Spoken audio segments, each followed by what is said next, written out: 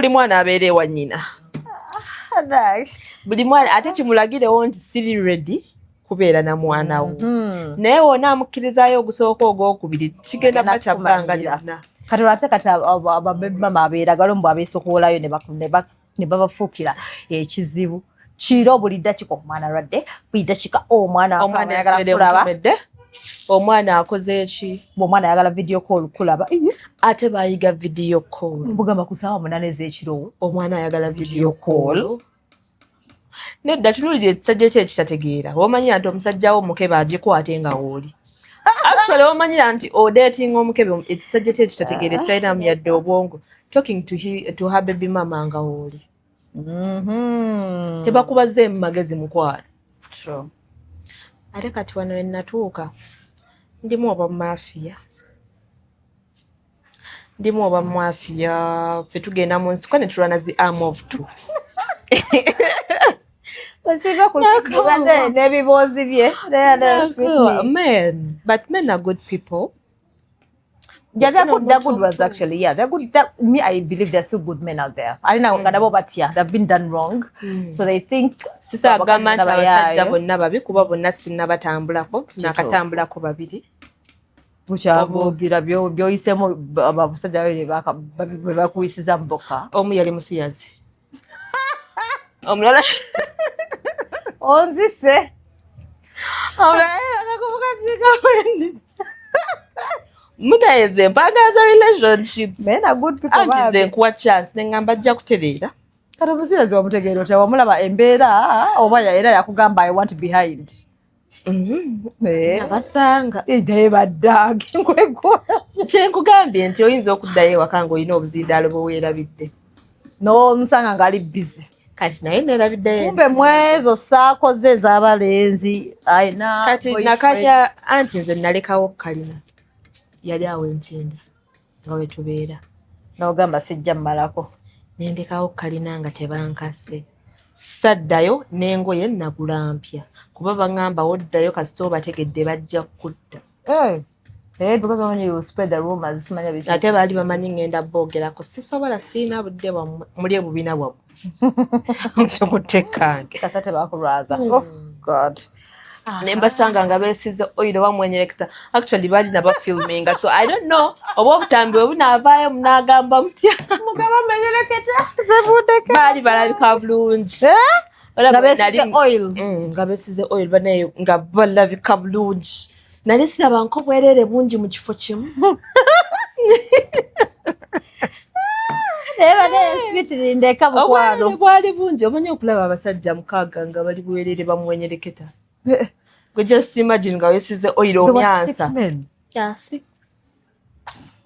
Beba bali mu kakliiki ke ng'omanyi bro. Even the sky was shocked. Tubaine tukanga ng'oluddewo okimya eki omanyi waliwo embeera nga already like nfokasinze ku kiri ekintu nayitawo buyisi sui omanyi surprise nga bali mu ddiini. Kati korosa atambula era mukwano gwange ye yajja naye neyeegiraagira n'ankima n'ampalula nga siinaamu yadde agoogera.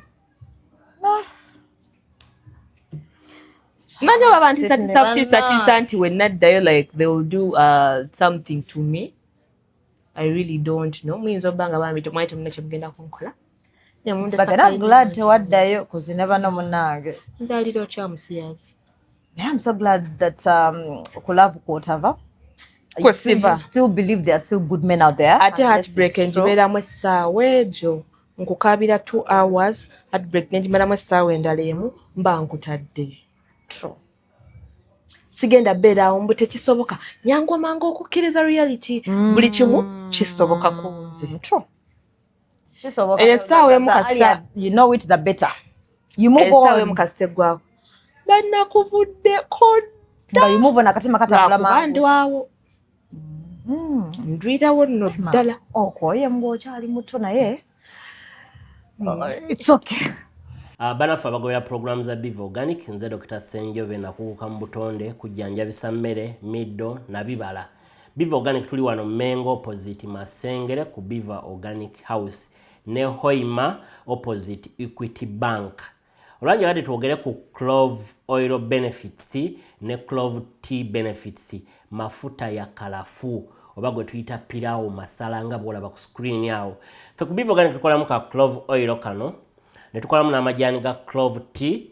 Abantu abalina ekizibu ky'okuba nti owunya akamwa kakuyamba akadagala kano kalinamu eugenol medicinal component. Kayamba nnyo ku bantu abalina toothache ng'olumizibwa amannyo, tonyeza awali erinnya erikuluma oba senyesa akadagala kano ng'omaze otteekako toothpaste. Olwa eugenol benefits ze kalina ne nakyo anti-inflammatory kajja kuyambako nnyo kendeeza belly fats ate n'okuspeeding up bile production mu abalina high cholesterol levels. Nze Dr. Senjobe.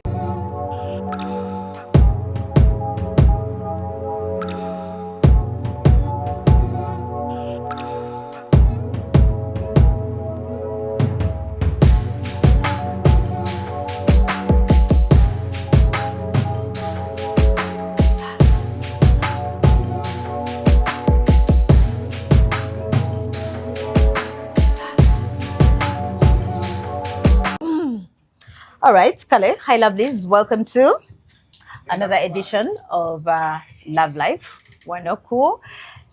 Hey, Dorina Sasira, YouTube channel. That is my name. And let me hope you're okay. Thank you so much, guys. Those that subscribe, that like, that comment, that share. Hey, the more you subscribe, hey, the more I get more energy. So Bambi, thank you so much. Normally we mungamba nti banange munditire kono mukomye wono, I try my best to do that. So lusingeza ko lusibigana, but all in all mwebale. So banange sagala barisayo. But there's some beautiful girl here. But mulaba ko I'm like I feel young. I feel young. I know Ayagala Sweetney. I think Sweetney. Katugoma tuwetaga pet name. Do you know this tuwetaga like in like mbusmanya Sweetheart. I be sweetheart smanya in Indian terms to yetaga mbusmanya honey mbusmanya na Sweetney mala. Sweetney. Hi Sweetney. Yo. I love that name. Thank you. Ebulungi. Ndibulungi nyo. I never make at it now, guys. So let me tell you why na Mukombe zao. Omanyita robaka baby to be endaba. Munanga tumuletako like was sampling a bit on Saturday. Munanga ndaba this humble girl, like Naive. virgin, very naive. You know, nangali humble. So munanga nga babambi. So na tumwaya like those few minutes on Saturday. So mbandi yawo minding my business ndi ku TikTok, my TikTok etsomba later. Ndaba omuntu ndanga no, this is not she's here. Ndaba ndanga bananga you people. Oh no, you're Sweetney. Takafama kagambo kweka. Nayo higeze. No. Nauze. Ngoina ndanga no. Ndaba demanyi virgin. Ngati experience zo ise yo. Experience, no, that's content. Okay, mikwano je whatever beba iseme mikwano je, but anyway I was so alarmed ngaba Sweetney ngena mukomyawo luri at 10 minutes mwagala today. So mulese wano so gena kweyanjula and akola candles as well. So weyanjule. Hello, how are you? Mukoze chabanye okupushinga content waffe one. Yes. Thank you so much. Singate mbadde you never know sadi komyewo. But dodo yansimira nandi komyewo. Newe nandi badde sina chekola. True. Yeah, but I know good. Yes, it was like bam bikanyabo. In my heart I'm like yeah. Baby. Mukombe. It's me. Oh, and my by the way, name is Sweetney. yes. I sell scented candles. People, thank you for supporting me. This is lovely. Yes, that's a strawberry scent. Strawberry. I don't know why. But strawberry. Yes, that was the mood today because I was happy. Eno ya massage. Eno ya just for the scent. For the scent, but the bathroom as well. This is beautiful. It smells so nice. But then Ayagala strawberry today. Ela nengamba ngatukola bisho nino kuleta ka strawberry kabireko wano kakunyire bulungi. Trust me, guys. Lovely. Yeah. This is nice. Kajira kabira. Ebirungo byolina okuteeka mu love, I think. Like One of them, a candle. Like neweba nga muli waka in my mind. Neba temwina ate ennaku zino bannange ebintu babigonzaamu obeera n'akatebe ko akatono awo obuntu ntebe emu n'eri muli babiri, like once in a while oteekawo ka candle and then you have your whatever dinner you have on lunch. Temwina kugenda out spending. You make your space beautiful and unique. So Sweetney, I want to find out honestly. And again, you know, like dating has changed. Dating ekyuse nnyo. Like so much. Things are crazy. Like ebintu bikyuse nnyo.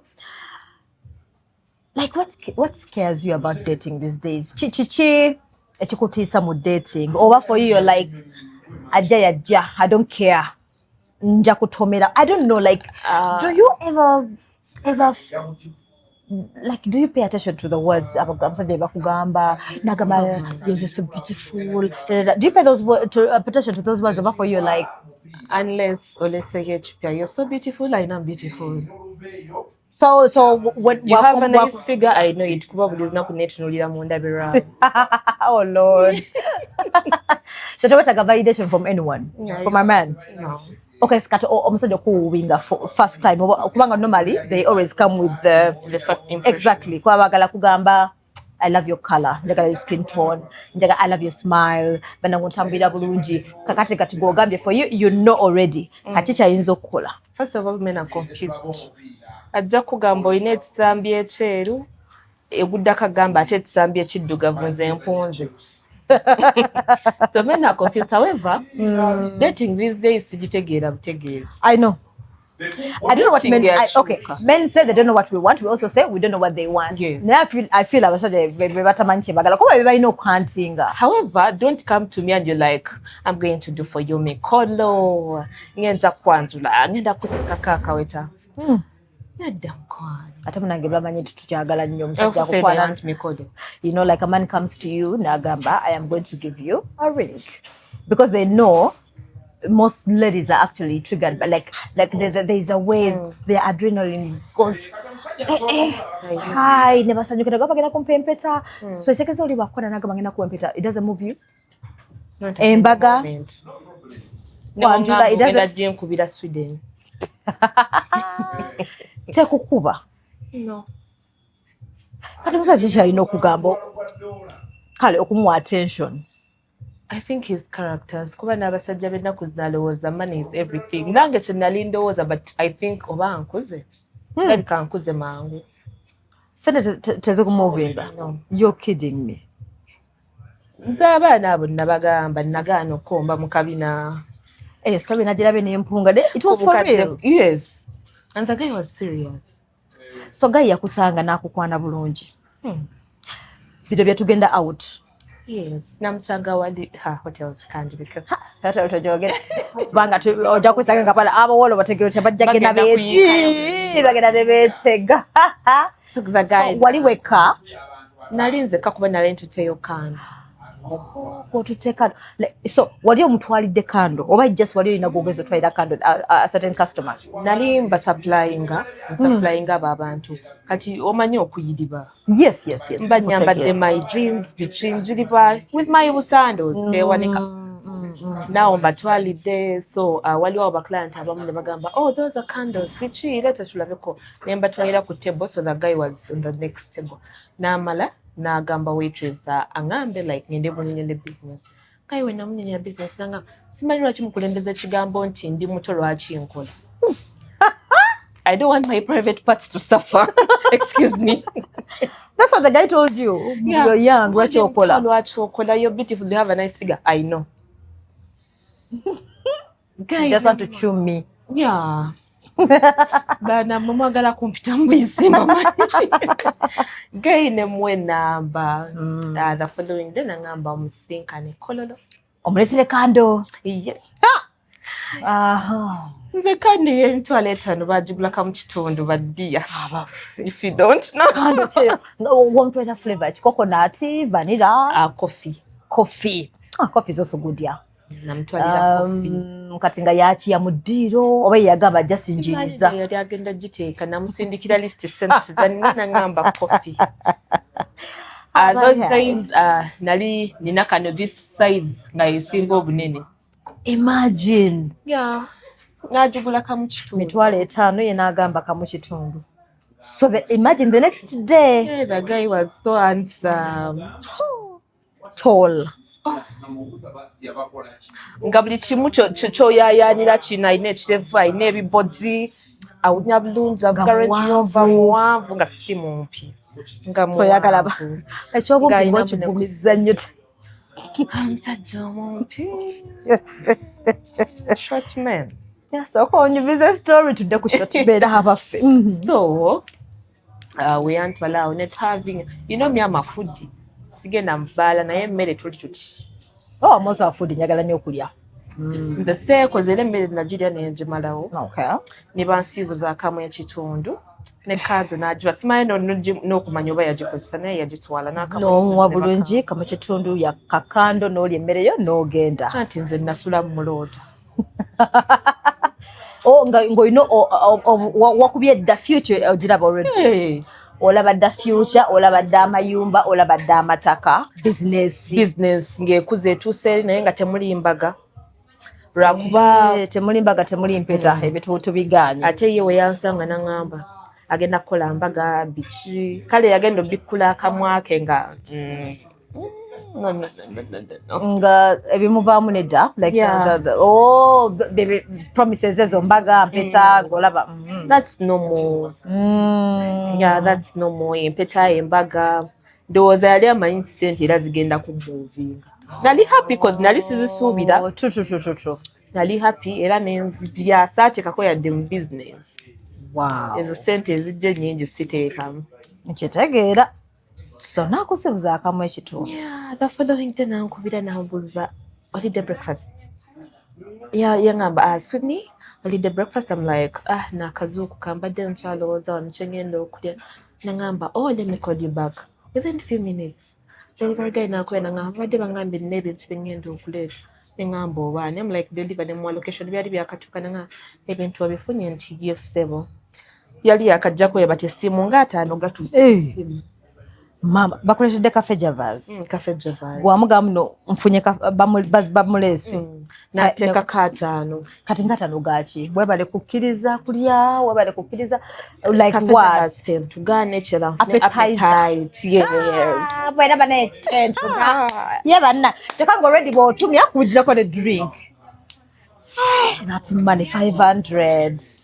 Nabanga kulamba nga ta communicate nze ngamba kati bamukubire oba kye namwebaziza tekyamaze nobirowooza mukaawo oli wali okola okuba fit ogaba ne mukama bukyanga ompa omusajja ono waleese right ngo you see the man is perfect you know those things like namusindikira message n'alwawo okuddamu regular but did he see it oba teyagibikula? I like Kaita Najibi Kulanga, I like Kabambi Ali busy because the guy was interested so much. I think Alina crazy of me. Nangamba the following day again to meeting. That's amazing. Never ngamba I'll get ginger for a weekend. Booking a hotel. Ngenda kusasula. All expenses on me. Ngate sigenda na ye. Just go taga na kumanya ntomo genda nani? Nasula mulota. Nasula mulota. Eyo death 3 literally. Eyo death 3. Naye nasula nkulota musajja gwe. Bulimba. Kuka trip katagenda kubeerako. 500. Oh my god. Name booking so you got a hotel yagamba booking then you send booking me. Agent comfortable na you. So whatever expenses send. Ziri kuye. Wow. Just in case. Men. What? So I want to understand like so that we're quite that to aim for the ginger or whatever. Like yakweza driver akutola oba yagamba like he didn't want to know how you number in a driver because I know Range Rover Billy, the white and the black one. So he gave you one, he gave a driver like akutwala oba mugamba nedda. I'm not comfortable with it yet. Okay. Let me use an Uber or something. Nangamba okay. nasindika that 2 million just mafuta or something just in case nangamba that kalito man I've sent just in case of na emergency nangamba weziba tezikumala kindly let me know. 2M is kalito money. Kalito money, that's pocket change for him. Wow. Naye nga yogedde ensi neggulu. No, I'm going to marry you in a kucha. Ngenda kuja for kuchala, any budget you want. I'm going to do it. Nangamba embaga ne obeera ojagala wagwa ngamba bugambe nti ate embaga sijagala Uganda. I'm ready to pay everything, like literally everything. So if it means flying out some of your family people, if it's possible, I can even do it. As long as I'm happy. Nemukiriza and I'm happy. Can you imagine? Namugambira I have a boyfriend. Oh, he knew about it? Yes. Nozanabuza kato yakuwachi. Yasooka nambuuza yajjako ewammwe tinedda yagulira emmotoka nedda akoledde ki tingamba alina byakolaakola nangamba oyo omusajja takuvaluwe nga tamanyi kikyalina omusajja oyo yandaba mu golodi mugamba tuwezimba n'omusajja bane tuli mu kwezimba. I know dodo tewezimba na musajja sirina seminti na kitiibwa. Ale Sweetney ogenda kunzita leero soko malirayo emboozi sezimba ozise nedda obadde ozze bubi. Okay, kale tudde ku mboozi. So wenava ejjinja nandaba like olwokusatu nangamba nondeko cruise Zanzibar, Dubai ne Maldives oba where? And then Maldives, South Africa. I'm like, wow. Zanzibar, Dubai, South Africa. Namba Dubai yo nga ndabye nsokalayo. Nze buli wembera mbaza business. Obaza, yeah, true. Shopping awo. Nengamba it is okay. Nyenda kuba sama. Wali era nga ne plan jendiko kuvaayo eri naye nga ngamba saagala ate nveeyo nga mulumizi nga boyfriend. Waligamba ko boyfriend wali wankwano oba gwe wakisiikira nogamba oli ye yakitegeera yali akwana. Okay, so kati nga in your head you're like bukino bukigenda obulungi nina okufuna engeri gye breaking up with my guy nga simulumiza bwayi agasubirimiza kuba nali saagala mulumya bambi. Heartbreak. Okay. Because it was a surprise. Nengamba Dubai. Nenkubamu obufaananyi nga nti Dubai. Tetwebaka. Aya. Abooluganda abako n'ab'emikwano. Tukubufaanani. Ngenda kwambala ntya. Nga n'owengoye namugambye dda bw'abantu ndya bu crotchets. Right. Kati nga mugenda kumalayo how long? Like 2 weeks, 1 week, I don't know. Yali 2 days because abeera busy nangamba just njaga tumalayo 2 days. 2 days and that's it. Nangamba but oba oyagala nsobola n'okulekayo because may have to come back blah blah blah but I'll pay for everything. Here. No. Ningamba bannange. Mikisejo. Abasajja mwono n'abaana b'abandi. Nangamba Dubai. Nangamba actually you know katukolo twanyumya emboozi ne tugoyinga deep. Yeah. Nangamba what is your favorite nemugamba kubasama nenetolola nogaza gola banze nyenye chiwato nekola bwenzi oyinza ogamba nenga sepuli kombo area, right? Musika area. Nangamba by the way chesagamba siita maaso siita mabega. That was chokanga temuna. Do you know literally if you think about it, temuna kumala 2 weeks in that whole situation. Nenga talking stage, mchali talking stage. Nayenga so barely 2 weeks. Nenge chengamba barely 2 weeks. Embaga pichi proposal ready. Then ateka natanga nokugamba byayagala. So basically mu bintu bye ino okumanya nti naba mufumbiddwa tubagenda kubeerawo intimacy. Ki yali ategeeza maybe kuba yangamba tayita maaso tayita mabega. We Mukombe Mukabina. Mbanina obwongo bwe. Ebirowoozo bye ye obwagazi bwe buli. Ati Mukombe Mukabina nga wogambye ne freezinga. That is it, ajja kuwa the world. Yeah, naye nga ezennaku zetugenda omalayo agenda kumpa obukadde 10. Kasokkiriza. Kasita nzikiriza Mukombe Mukabina. Ensooka netunuliramu akabina. Netunuliramu n'obukadde 10. Kalowoozaamu no way. Kabina Sente. Agenda bba akutamye asitamye akoze ati. Nga ntyanze. Nkombera dakiika mmeka okumumatiza waliwo okubanga ngenda kasulamu agende kaze ezendako bbiri nga ngenda kabeera wano ng'ogenda zikolerera ng'obwo obukadde 10 bugenda fuuka obukadde 10 jjukira oba otuusayo toba na option bana freezingira for 2 hours nangamba actually nsobola okwongerako 10 ziba 2 just to do that. Ate alabika yali ajja zimpa ebyaddala kozi yali alina era ndoza oba kukkiriza yali ayagala nakusooka kukosa half of that. I think so. Oh my god. Tunulira akabina naye aba waliyo olubibibi jukira amu tebashevinga yeeje waliyo hairs sometimes ate ninza omugamba tubusale nga ye bwe bumunyumirayo. Oh god. Longer the ball is in my hand. I don't know why I'm curious. I would have asked I would have told him, Bambi, give me details.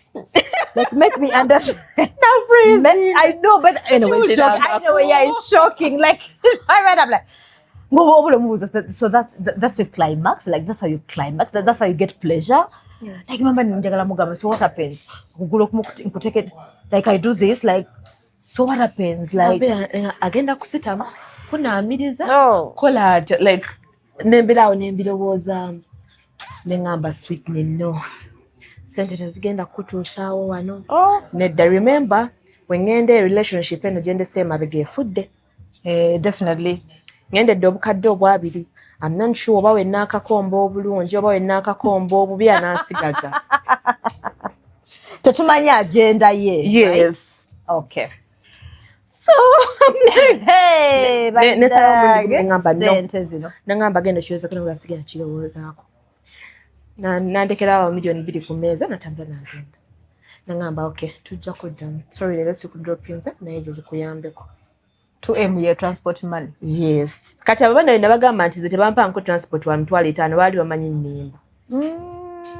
That's what you're saying, because the first time it was 1.5. Yes. The second time 1.5. Yes. Now 2M. So you're right. Na boyfriend wange yatandikiranga mu 5 nkaaga. Ka transport wa mitwalo 5. Simanyi. No way kumito mumanyi. Yes. That's being enough value. You know, you have to know your value. Yes. Simanyi nayo bazikwata. And she's beautiful. Ate kakati munange. You're right. Bompa bidinze kudiza ku simu. Omanyi namala kulaba. Wewe yeteeka. Omusajja wakutwalira. Yes. Set your true. Know your worth. The first day when I'm meeting, I am 200k. Ebyaddala nali sirinaamu. Nga nezindeese okumulaba nzeewuze. Nangaba naye okay. Nezira. Naye temukikola abasajja b'enyuguzi. Agenda zitwala. Atwala naawe. Ate n'otambula. Nga nayongerako nampa ensavu ezo nenzikwata. Sagala seka. So now when that guy left with the 2M, did he get in touch with you again? Reading an after a few days, so he also didn't send a message. What is a message? Natya, so after 2 days, nambuza wachirowozezaako. I'm like, ebeddala sijja kusobola. Kiganye. Kirabikeze mmiro inabiri gaganye. Ayina ne TikTok awo mugwa dating. Simanyi oba wakakomba mukwane oba wakakomba. I'm so proud of you. I love you so much. Teri akonsingira. Ojja mungambako later bannange. Njagala mulabeko. Yamukwana ne mwana birthday zikuliza bweru ayina friends. Asula mu apartment ye babe. Simanyi oba wakakomba. Kuba kyemmanyi ebyo ebintu byonna yabikoledde but oba akakomba well and good. Oh my god. Oli wakamwako na kabina kamu. Nata mukwano kabulengane good life. Waliwo sente zitakoleka. Naye abaana bali mu comment section nga bagamba bugambi ne waba Uganda nga agambye obukadde 5. Mbu akakomba? Onja munaye sikasobola. Mukamwa ne bakwa Range Rover. Wala bakola ki? Baba pama mukamwa. Okupama mukamwa? Yes, like poo in your mouth. And you poop in my mouth? Yes. Then I do what? I swallow? I'm not sure. And then what? You give me money? How much? Basa okugula Range Rover ne bakwaye ne sente zo ngaawo. Nga that is your pleasure y'omusajja. Ayagala. Nedda mukwano. Kiki ekyo? Nga bazituusiza munange besijja byosibikola. Nga when he's coming tayagala inside. Ayagala yennyuma wo. Never. Ate kati ekyo kyoki abaana abawala ebyo bingi banja abalinda. Kimanyi babikola. Naye in my mind I'm like, why? Kyeki munyumira toyagala sente. Well, isn't you desperate for money? Toyagala sente. So you're gonna do whatever it takes to get to Abaana bakola buli kimu kyetagisa like literally every. come in my mouth. In your mouth. Just because I want a Range Rover. Toyagala kubeera mulamu bulungi. Waliwo obulamu nedda simanyi ene. Kati waliwo wootuuka nga olina okuweeyinga. God. Beera mulamu obulungi oba n'osigala mu bulamu bwo. Because kati simanyi either simanyi ebintu kubanga this way I feel like they're not even human beings. Obo neeyambuliddeko biki. I feel like obanga olina byonneeyambuliddeko bwe mbonaabona. Essanyu ate agambye agenda kuwa obukadde butaano kye kimuwa essanyu ogamba otya nti nedda. Tembere n'ebisiraani byo. Nsegaze n'ebisiraani byota. Do you even do anything with that money? Omanyi waliwo abantu bempulira abawala bagamba nti oli yagamba nagamba bannange zibannange nebase n'abasajja bampa sente naye sente zaabwe simanyi gye ziraga. So I don't know either ziba za bisiraani omwana either yatamanyi ku planninga zibamanyi yagadde. Omusajja azikuwa yagadde. So kitegera like waliwo omusajja okuba sente katazaga ng'azikolimiddeko obanga kankawe nkakole kyenjagala. Kano kambanyabanyeza kankawe kakole kiwe. Omanyi abasajja batukakanya like omusajja n'akukakanya njo like wow. Naye osanga namakula. No. Bana wewe butakomba kabina singa katulaba Range Rover singa oli mu Range Rover. Nze singa nga singa ina one of the biggest candle business singa natugamba bannange Sweetney where did you get the money CEO sweet candles ngotandika. You guys, God has been faithful. Ebyo byaggwawo. God has been faithful. Tabikyaliyo. Boogera basi. Okiwulira mbawala bameka. Mpomera mutuufu. Ebyo byaggwawo. God has been faithful. Tabikyakola. By the way, waliwo nogamba kata mwamuwabera machamu. Mpomera mutuufu ng'okulamba kalina. Nga gwamanyi kyobeerako ekiro. Oh Lord, I don't know. Simanyi obanga omaze okukanaza bannange simanyi. Newokanaza. Like no kuuta no way. Simanyi like I'm thinking about it. I'm like man traveling and Range Rover. Yakako omwana omuto. Nengamba netunako omuntu omukulu. Nabo oli mu bina or serious or pleasuring omuntu Mukabina. Really? Sick can you be? I feel like I know people have made things because of money. Whatever by the katafaayo. True. As long as I'm happy. Yeah, true. No, as long as I have money. As long as I have money. Yes. Nga I know kusigala mu apartment. No kola. Nze sijja kulimba. Sisobola genda mu apartment ya kakadde. Nga nkimanyi mu weeks 2 sikakola. That's not me. Sirina gwe nkakasa. Bw'omanyi mu weeks 2 tosobola kuyingiza kakadde. Toba lwaki apartment ya kakadde oba ogigendamu. You're right. N'ebintu binakkiriza abaana abawala bakole. Nabakkiriza mwambale wiigi ez'obukadde obusatu. Nakkiriza. Nabakkiriza musule ekyanja mu mayumba ag'ebbeeyi. Nakkiriza. Nabakkiriza baana mmwe mugende ebweru mugule cupa ez'ebbeeyi ez'obukadde obubiri. Wakkiriza. Nakkiriza. Wabakkiriza every weekend mugende mulinye ennyonyi. Nabakkiriza. Siri ku pressure. Sirina gwe nkakasa. Mukyuse enviri every week. Human hair. Nabakkiriza human hair. I don't want to lie you. I don't have any human hair in my collection. Saagala kubalimba. But not because sisobola kujja affording. One on, I know, right? Gululess. Not because I cannot afford it. I know.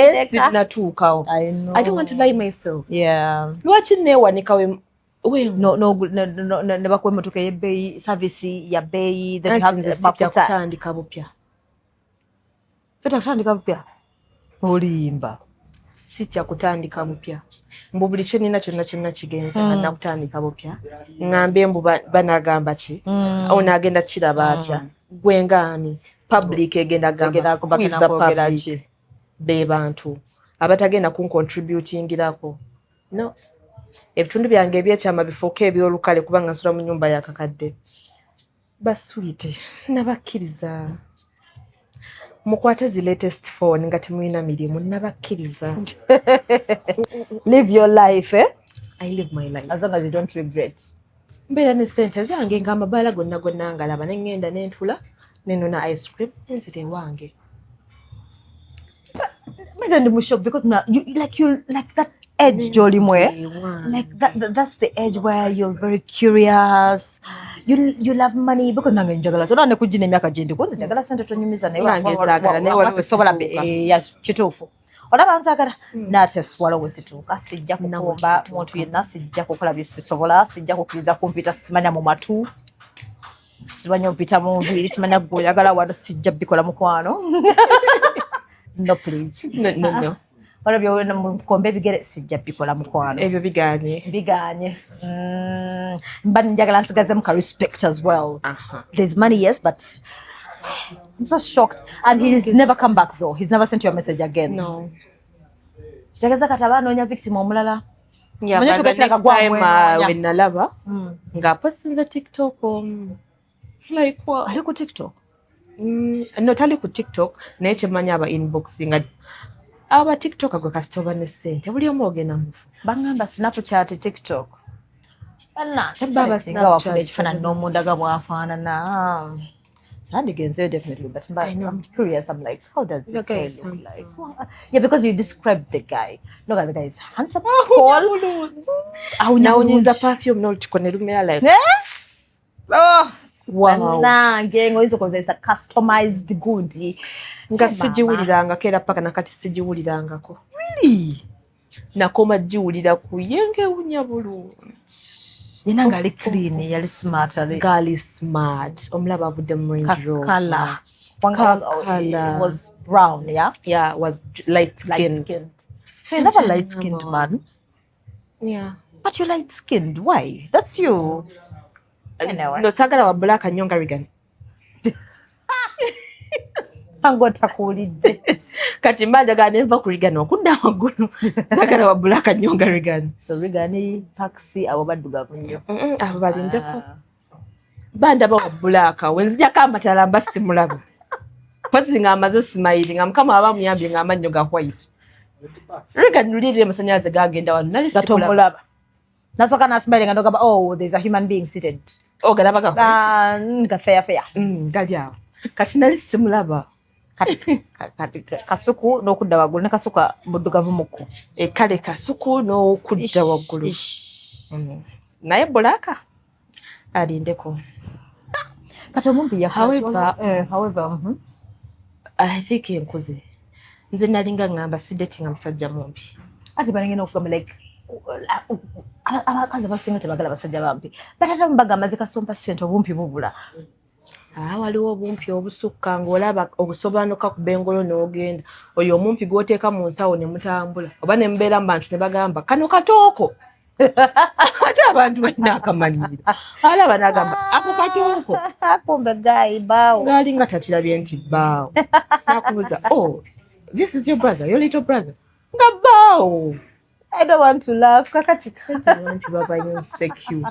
So wakulanga ngoina byotaga ngamba naye buli omu yalina those things kati nze naye yagala nnyo abantu abalina packs like those days I wanted someone with let me say 6 packs. I used to like someone with like a physique, you know that physique, body, yeah, that every body you that got what against out over when I'm hugging you banjagala feeling a bored my cheek to rest on your you know nga wabompadde hago bango honey napafuna kokozo naye katusha mwagala anti nali ndonya sente okusooka kate kandaba body so what after the packs then what I want money.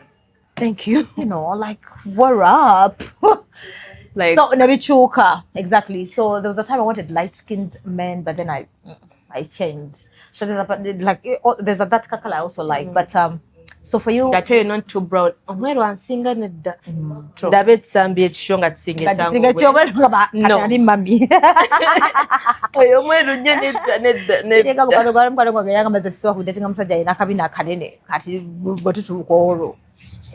Ani anye yayinyanye nyandeka. Yanyenya mu kifo kyako. Yes. So you always said you'll never date a short man. Yeah. So have you ever tried one? A short man? You've never. Na datinga kakasajja akampya. Ndeka kumanyira. Sajja abampi bakola ebisembayo. I don't know. Already wali mumpi. Just abela ongali insecure. Buli wakulaba n'omwanvu alowooza. Buli kimu kikayombya. Ate nga n'olumu nkikola intentionally ne ngamba kati sijja kukwata essimu yako mirundi 2. Anti nga kasobola okwevulungula mu ttaka.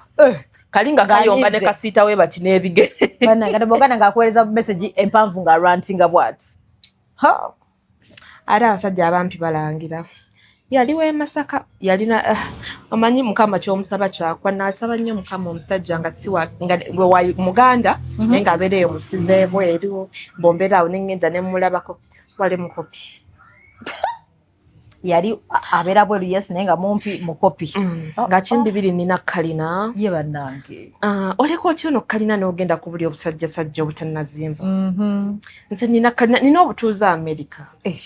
Ng'agiyita Amerika. Balo n'abakugamba nagula ennyumba Amerika. Nina ennyumba Amerika. Naye nga yo tuloko. Omusajja ali loko tomwagala. Nze olaba Dodo njagala nnyo omusajja yeematira. You also like a proud man. Naganjaganyo omusajja ali proud. Akati ne bagamba bugambi bawo yayina empisa embi. Ekyo kinnyumira. Oyagala yeematira. Oyagala oyo. Oyo. Era newe bukya ku makya ndaba mukwano gwange ng'omusajja we yeematira ngamba wow oyo gwayina musajja. I love a proud man too. Naye omusajja ayogera na buli omu. Oseka na buli omu. Natuka n'okuyerya n'atandika buli omu. N'ogamba n'oseka n'oli n'oseka ne Pax gwe waakalaba n'oseka ne Rigandi n'otandika omunyumiza omupiira. Amen. Proud man. No. Me too, I love a proud man. Njagala omusajja n'atuuka ne yeemiima ne bamuwa ku kitiibwa. N'abasunuulira bonna n'aba Deka mwana wange deka munaye tonzijukiza bintu. Tonkubya bufaananyi right now. I love a proud man. Kati ate wabanga tamanyi ngali na sente naye ngali lokoloko nga tali that romantic ali lokoloko ate nga tamanyi luzungu oba ebyo luzungu gamba whatever. Oyo omusajja akuswaza essaawa yonna. How? Anti ajja tuuka wanene abagambe mumpe ekigere ky'ente. No. Mulina molokoni. Twetaaga collagen mu mubiri. Okay, it's okay, but it depends on the place. Anti mugenda ku date nga yambadde neegina yalowooza alina ssente. Excuse me. Mbeera neegina. Anti ogenda musaba ssente mugambe ngenda kukola make-up. Ngenda ku birthday Dodo. Ngenda kukola make-up netaga like 300k. Zashes. Agambe embuzi eziri awo zimanyi. Omanyi obusawo bwa cement buli mwezi of Omanyi obusawo bwa cement. Omanyi mmwe abawala mwagala nnyo okweteeka. Natandika okubuulirira. Ate baba babuulirira. Omuntu ataasoma muleke. So alina okuba nga amanyire ku luzungu. I think love enyuma anyway nedda. N'abagula nti ebyo ebigambo by'Oluganda.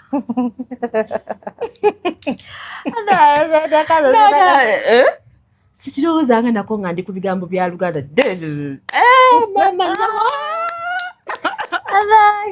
so oyo oluzungu tajja bitegeera.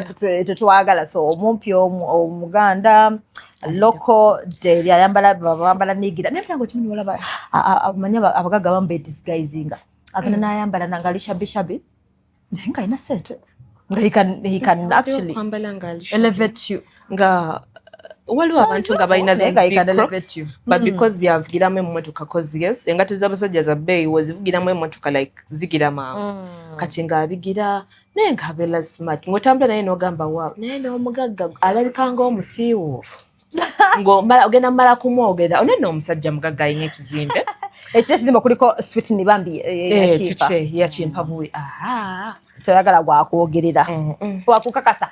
By the way, na Sente Bambi is a good guy, he has a good heart. Yes, he's a oyina mwogerera ebigambo 100 abantu basooke bamunotinge bagambe we understand why you want more wamutwala. I get your point. So what you toyagala kwezimba, what is wrong with that? Because I have a feeling like you get to know, you know, Jemuvude, those things, like you have things to reminisce about, like but yeah, how kubanga tugenda mala okwezimba ofuna omulala n'akuwa essanyu kati olwonze we naggambako nti okomyewo leeti ekyo kikazi kiyomba we naggambako nti Sente osaasanya nnyo wabula nno oyo omukazi antamye we naggambako nti kino wabula nno oyo omukazi and surprisingly bamala okwezimba n'abasajja baabwe kubaza sizimba nko omusajja era sijja kuzimba era ali eyo ng'okyezimba don't try me. Come when you're already established to Ayagala. Oba bakama baffe batuyambe bakuzimbireko, then you come to me. You feel me? Now, mumala okwezimba n'abasajja bamwe babela mu inboxes zaffe buli lunaku nga beegayirira akakabina akaround nenkalabako nga kali bwerere wenkomo otegeera bannange nendaba ku kisambi kyunze ebyalo byonna obiti ngomaze okuzimba omusajja oli busy ozimba musajja oli eyo busy ozimba musajja Sweetney mu inbox ali enampaana nga wendabika obulungi nga watalaba nk'omuntu asinga nga wenninga amata obuta segera muzimba ate mumala obazimba ne muzaala ne mufuuka obumi n'agamba oli naye azaala alinga kano lwaki basaikiiki babalinyirira nnyo kiba kuba bbaaba be bajja ne batugamba bana ekiri ekikazi kikyafu kizaala kiringa kamyu kiyombi kyantama sad. So walabako oli social media yagoba yalaga wa guys yamulaba na random likale ngagamba nti nze nsobola remember making a love for a play eno kandi ogiraba ezikira nko I make sure that I do for a play kati nosibanya be mala lunaku mmeka oba lunaku lulamba gemeltinze kasugo yachaza akazoko nedda some either it was last year some guy I've forgotten but yali kugunagamba nze I make love for a play mpaka kando bwezikira eno njikuweredde bwerere ene mala nakumeka this size njikuweredde bwerere wezikira mukwano na oboja kowa wemba mwegendereza abo bantu abasinga okweyogerako I do this I do that they do not baba dakika 2 I swear wataba wa dakika 2 abanga asima empuku ngakola atyo simanya ani yabagamba nti kikyopika bannamwe babafuula amabomba like opika kidiya bayina kola ki mama you just have to play with your man for how long an hour mama an hour for a play I'm thinking about for a play kitegeeza obadde omanyi woolabira omusajja abadde ng'akola exercise olabira awo wokubira wanaawa omanyi obadde ng'onkolera exercise no kalina kuba kampi akaddako ne kagenda mu 20 minutes akasooka nga kabadde kampi like 2 minutes that's first round naye first round wakubira 10 20 byakoze bitya manya toli weka babadde bakola exercise babadde bakunyweredde buputulu bagenda baluka ebitundu by'ekyama nze nabagamba bibaluka bigenda kubaluka mbu you're proving yeah after you proving you don't know girls osobola okumuprovingirako n'okola buli kimu obeera wakasiibula n'omulala najja nze bano abaana b'e Kampala balina ebitundu ebyekyama ebibasinga obukulu nga ye muto nyo babizawo baba tebakooba babizawo babatya ayina emmanya simanyi oba ebitundu ebyekyama tebibaluma bagamba babirabirira so osobola okukkiriza kubeera number 2 oba it depends now number 2 it oba getsoba oyina ebbuba however sagala kubeera number 2 why kuba anti omusajja akubeerako ne contract kati okubeera number 2 nabagamba dda mbeera musaikiku wabbaawo his peace of mind. There's a difference. Hey, there's a difference of being number 2 and a side chick. Number 2 jukira agolola azaala akola Obeera ng'omukazi we literally. Naye side chick, I'm your peace of mind. Nze ssanyu lyo. Siyoza, siwaata, sikugololera, sikola ki. Wololololo, nzije eno kuwa buwi ssanyu. Ojja ne nkwesanyu ne kwaka masaji ne weebaka. Ofuna eri ky'otafuna. Eno waliyo sama, waliyo kando. Okitegeera. Eri tokifuna. Eno obuyonjo obuli eno. Sweetney yangamba ayina kando eya massage. So I just imagine nga azze n'omuteekako kakando ka massage, like the wax no your whole massage. You really don't know. You don't know. Then you wax. That was I will never wax again. I think nachimala. Wax aluma. Nnyo. Mama kabulingane wax. Anti kakata obuzibu abaana abo bagenda ne bakozesa shavers ne bafuna bumps. Bwafuna bumps zibeeramu amasira. Bwe mufuna amasira ne muwunya. Still you want a man to go down. Obeera oyagala bamukole ebintu byomwe nga kuliko amataala. Are you mad? Alabe the bumps Ossa bulungi. Nga kuliko amataala. You people you really comfortable. Kubeereko amataala ne bibumps byo ebiri okumpi okwatika. Ew. So waxing is better. Okay. Ogumira the pain. Dakuba batya n'okweteekamu ssente bo balaba nnyingi. Nkimanyi. Naye zigenda ne zikola makeup buli Friday entono. Makeup wa 200, 150 balaba ntono. Waxing is it 30k? 150? Sorry, 15k bichi. Namukoze makeup. Oya balabika bulungi. Naye ng'ate eno bawunya. Balina bumps. Oh, God have mercy. Naye you light a candle kale kiri ekisuno okibuzaabuza. Takako strawberry candle. Oh, God. Nekibulaabula cause osajja bagenda baddukako. Lwakuba baside chick abasinga baba bayonjo. Naye abakyala b'ewaka bakyafu. Sanna bavaako omukola bye mwagala. Baba beevaako. Ate ko tukesa noko ate muna omuntu gwe badde omusajja kwanyonyirira wetyako ka lipstick olabika bulungi n'akutuuse waka. Naye n'agamba kino. Nga boxer ekuli ku mutwe amabeere gali gati.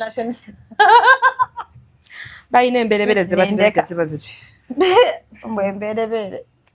Anti gaba gakulukusa. Eso tinibajja kuyuza wagoloza go tegaligwa. Naye ekikulu temuli kye mutanvumye kati baddambidde. Bakuvumya dda. Kuva we natandika nga omulundi okusooka gwe batandika okundaba banvumirawo. Anti nze omusajja naliko n'omusajja naye baka ku mukazi omulala nga mwendi mu nnyumba. Ate ne simukyawo.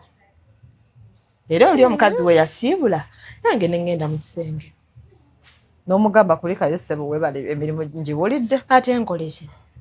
So yajja ekiro literally kiro n'omuggulira n'akuyitako bulungi ng'ayisizaawo omukazi omulala n'agenda mu kisenge nga wa nsonga kyawo yali nomo yali soba like what's up yali nomo bulungi n'agamba katukuyiteko like they didn't say anything bakuyitako bisi ne bayingira mu ne baggalawo naye emirungi nagenda mu toyo ekyo ekiro saagibala ate ndaba akamanyiro so you abane bangamba oli kasiru nnyo embaze siddayo naddayo mukwano.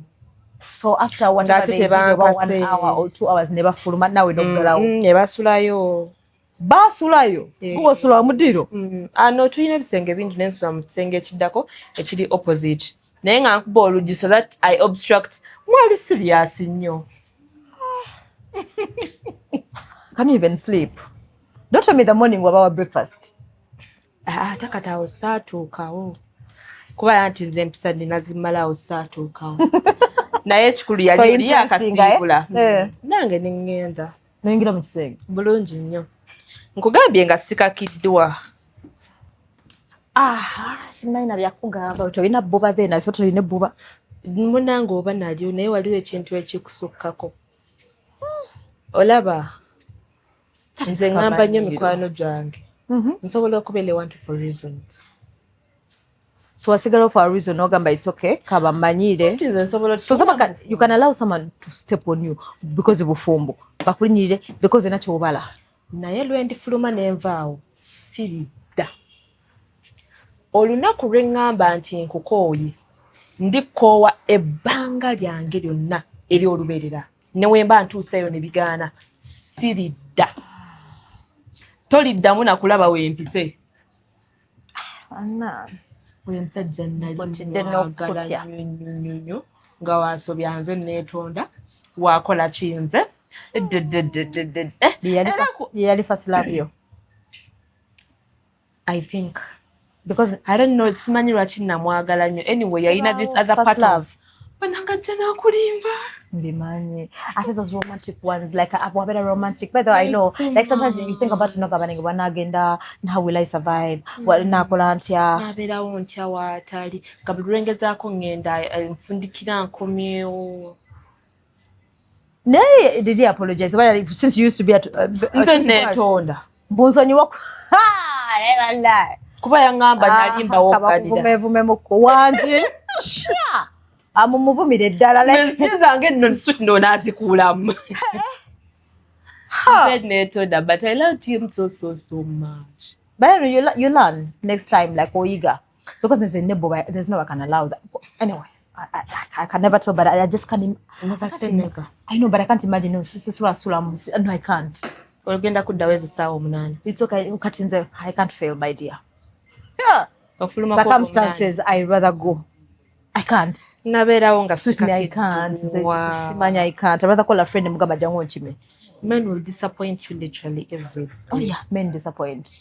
Another name when you trusting abasajja, you trust but you don't put your heart like the guy when you're nga wali obaddeko ne guy nga owulira guy oyo gogenda obeera naye ebbanga lyonna eryolubeerera kale oyinza obbanga tonayagala muzaalira kola bu future ne muwane mugira amanya ge mwagala okutuuma abanya abina abaana bamwe n'emirembe talina mikwano gy'abawala alina mikwano gy'abalenzi nga in fact bamanyiye gwe mukazi we whatever gwalibeera mukazi we babamanyi like this no join in the shooting kati oyinza obba werabidde mu microphone n'ogamba kanziruke mu kino nga tebakusuubira n'obasanga nga beesize oyo bali mu kikolwa beesize kando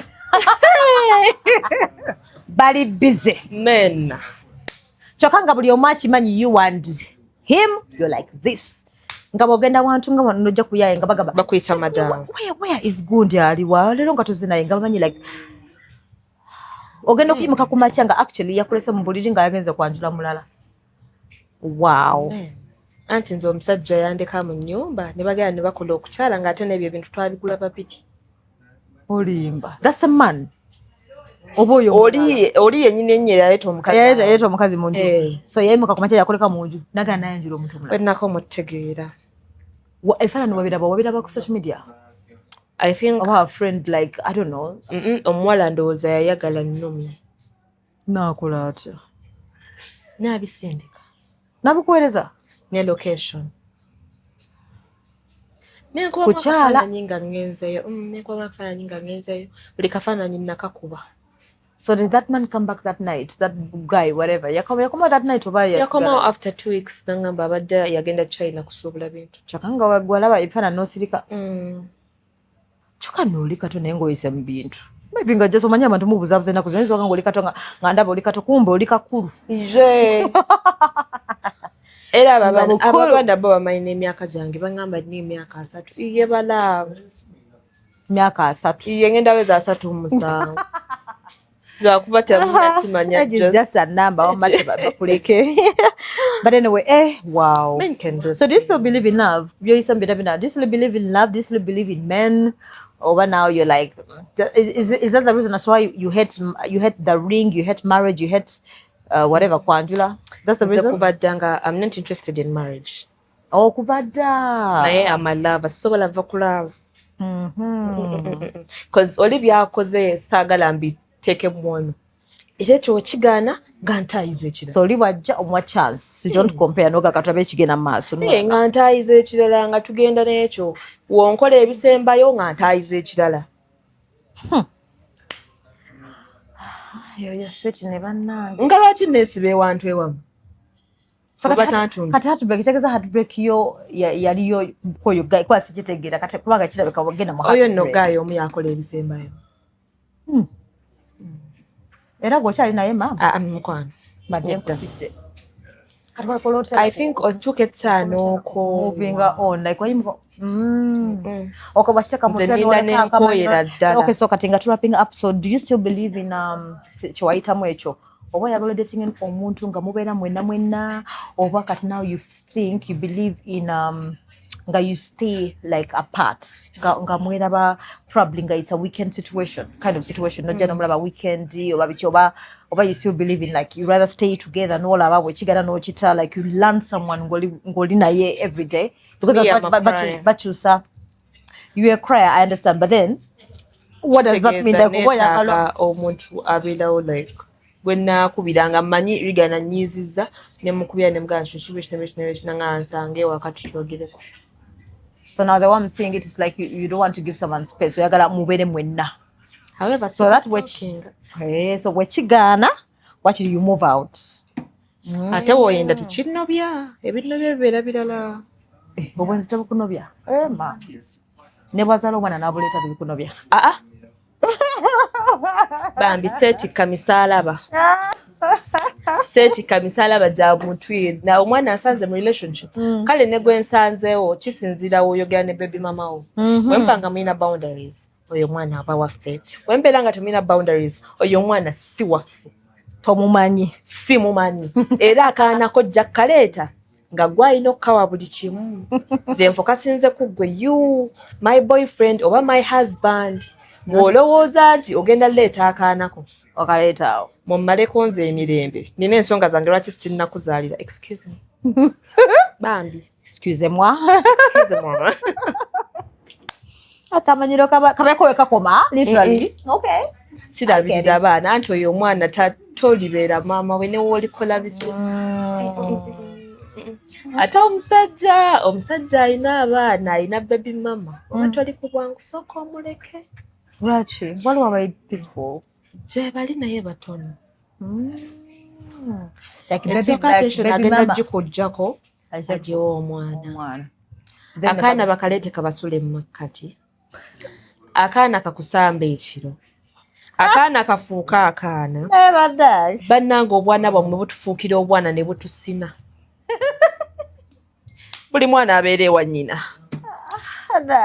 buli mwana ate kimulagirewo nti siri ready kubeera na mwana wo naye wona amukkirizayo ogusooka ogwokubiri kigenda bakyabbanga lyonna kati lwate kati ababemama abeeragala mbu abeesokoolayo ne babafuukira ekizibu kiro buli dakiika omwana lwadde buli dakiika omwana ayagala kulaba omwana akoze eki omwana ayagala video call kulaba ate bayiga video call mbugamba ku ssaawa 8 ez'ekiro omwana ayagala video call nedda tunuulira ekisajja kye ekitategeera omanyi nti omusajja wo omukebe agikwate nga wooli actually omanyira nti odatinga omukebe ekisajja kye ekitategeera ekirayinamu yadde obwongo talking to her baby mama nga wooli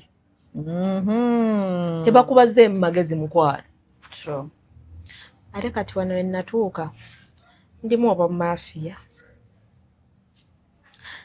mafiya ffe tugenda mu nsiko ne tulwana zi arm of two n'ebiboozi bye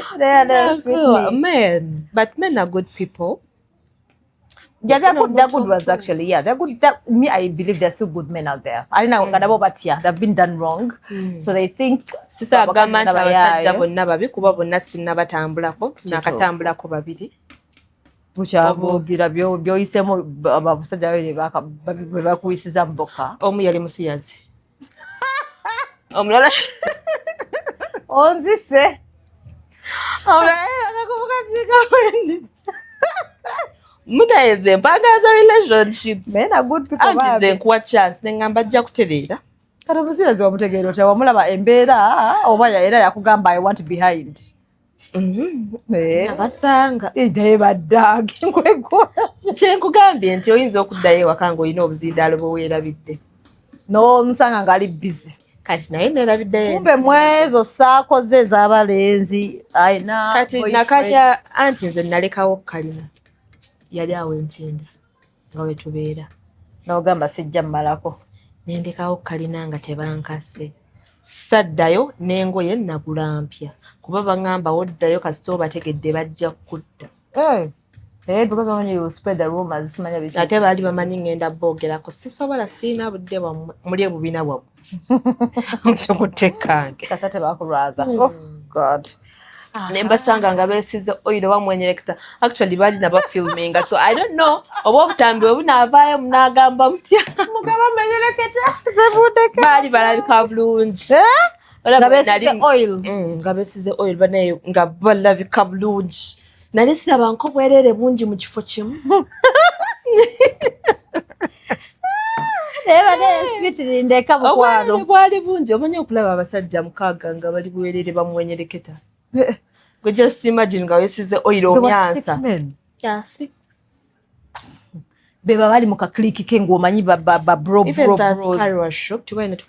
ng'oluddewo okimya eki omanyi waliwo embeera nga already like nfokasinze ku kiri ekintu nayitawo buyisi sui omanyi surprise nga bali mu ddiiri kati korosa atambula era mukwano gwange ye yajja neyeegiraagira nankima nampalula nga siinaamu yadde agoogera simanyi oba abantu tiisatiisa nti we naddayo like they will do something to me I really don't know muyinza obba nga bambi temwali temuna kye mugenda kunkola but I'm glad tewaddayo because never know munange nzalira okyamusiyazi I'm so glad that kulove whatever you still believe there are still good men out there ate heartbreak njibeeramu essaawa ejo nkukabira 2 hours heartbreak nenjimalamu essaawa endala emu mba nkutadde true sigenda beeraawo mbu tekisoboka nyangu amangu okukkiriza reality buli kimu kisoboka ku nze true essaawa emu kasita you know it the better you move on essaawa emu kasita eggwako bannakuvuddeko nga you move on akatima katambula mandwawo ndwirawo nno ddala okwoye ng'okyali muto naye it's okay yena yena agenda okudda mu mutima gwe jangu nga wesibye bbiri making sure byakugambye make sure that you're not short you're not a muganda simanya you're not local simanya make sure abaffe make sure you have some money that you're going to build her not her building you know those things of like being patient no tagenda bikola so make sure you're ready to elevate her then well agambye bw'okiitinga nafa tamala gagenda tekimunobya okimanya kiri musajja atakiiti abasajja bakiitinga naawe jjukira cheating teri only physical kati mpozi nga ninze enkuba n'entonya n'embumbayo ewange kitegeera bakiitinga bo oba nga naafuna ne waabaate ne waabaatya omusajja akiitinga bakiitinga kituufu just takikulaze bulazi naye ng'akikola bakiitinga babeere no mu inbox zaffe n'olaba omukazi ku tiktok nga gamazibba wange tasobola kwentesa kunvaako obula omugamba nti mukwanga singa nkulagako ekiri ewange ng'ali eno yeegayira just neweguba mulundi gumu bwe guti nagamba ngenda kukoma wanooka nja kuwa ssente zonna z'oyagala lwakuba money is not everything I know but I'm glad tokuliriza nnyo ssente thozagala but tozikuriza nnyo mu relationship because man is not everything I know kwase kwali zikuriza singa wandibadde tubulira akabina we kaali katesitinga kubanga baddeko ne ssente nga siri happy but you're right and that's what they say sente ziyambako ku easing things you know like problems situations but naye sibabeera mu good life ng'olina emmotoka gye wayaayanidde oli mu maka ge wayaayanidde nga buli kimu okifuna emergency y'akakadde nga tekutwalira ddakiika 2 nga you have everything naye nga you're not happy true so kitegeeza being happy matters ne wobeera mukazi gogo ka mitwalo 8 ekyo kyengambye nti I'm not proving anyone weebulikeera ku macanga obulamu bugaanyi nga nina kusula mukazigo ka mitwalo 2 sirigamba public egenda kugamba natulako eri ne Dodo ku YouTube channel oba Dodo is my friend